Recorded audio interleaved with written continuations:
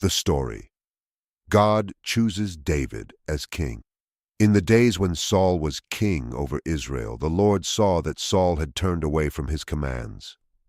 The Lord spoke to Samuel his prophet and said, "How long will you mourn for Saul, since I have rejected him as king over Israel? Fill your horn with oil and go. I am sending you to Jesse of Bethlehem. I have chosen one of his sons to be king." Samuel feared, saying, "How can I go? If Saul hears of it, he will kill me." But the Lord reassured him, saying, "Take a heifer with you and say, 'I have come to sacrifice to the Lord.'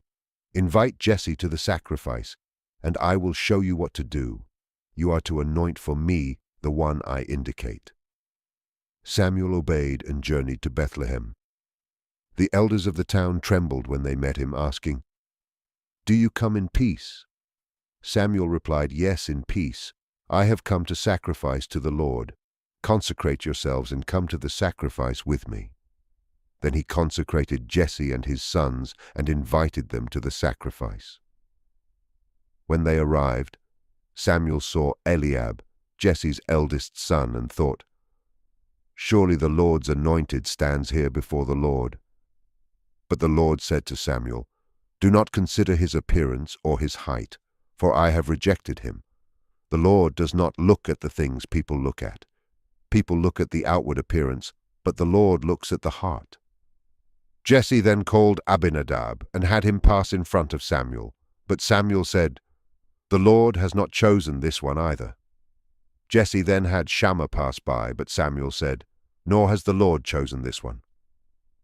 Jesse had 7 of his sons pass before Samuel, but Samuel said to him, "The Lord has not chosen these." Samuel asked Jesse, "Are these all the sons you have?"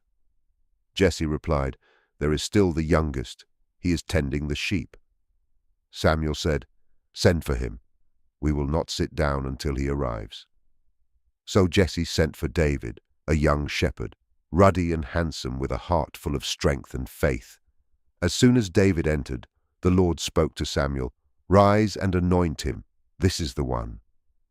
So Samuel took the horn of oil and anointed David in the presence of his brothers. And from that day on the Spirit of the Lord came powerfully upon David. Samuel then returned to Ramah, knowing that the Lord's chosen king was now set apart for a future that would change the course of Israel's history. Thus, the Lord had chosen David, not for his stature or his appearance, but for his heart, full of faith and devotion. David would go on to become Israel's greatest king, a symbol of God's favor and a foretelling of his divine plan for his people.